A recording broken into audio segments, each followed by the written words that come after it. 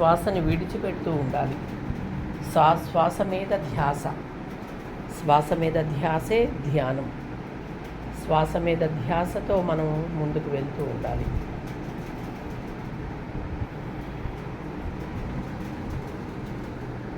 ఏ ఆలోచనలు మనకి వస్తున్నా కూడా వాటిని కట్ చేసుకుంటూ ముందుకు వెళ్ళాలి. స్ట్రెయిట్గా వెన్ను నిటారుగా నిల్చొని ఉంచి ధ్యానం చేస్తూ ఉండాలి. ఆనాపాన సతి, శ్వాసని తీసుకోవడం, వదలడం, దాని మీద ధ్యాస పెట్టడం ప్రధాన సూత్రంగా మనకి అందించారు బ్రహ్మర్షి పత్రిజీ.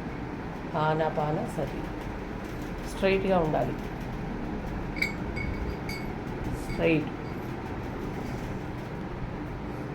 కళ్ళు మూసుకొని శ్వాసను పీలుస్తూ ఉండాలి. శ్వాసను పీలుస్తూ శ్వాసను విడిచిపెడుతూ ఉండాలి. మనకి ఎన్ని సంవత్సరాల వయసు అయితే అన్ని నిమిషాలు ధ్యానం చేయాలి.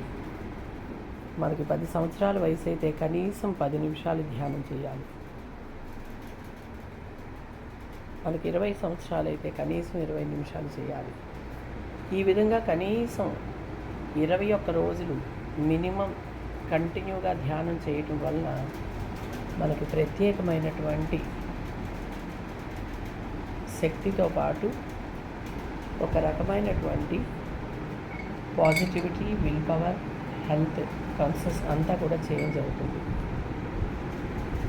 ఎందరో యోగులు, మహనీయులు చెప్పినటువంటి ఆధ్యాత్మిక ప్రాచీన సూత్రం ధ్యానం.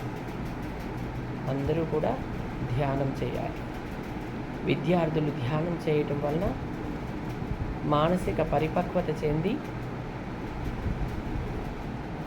మెదడు సునిశ్చితమై ఏ విషయాన్ని నేర్చుకోవాలన్నా తొందరగా నేర్చుకునే స్థితికి వెళ్తారు.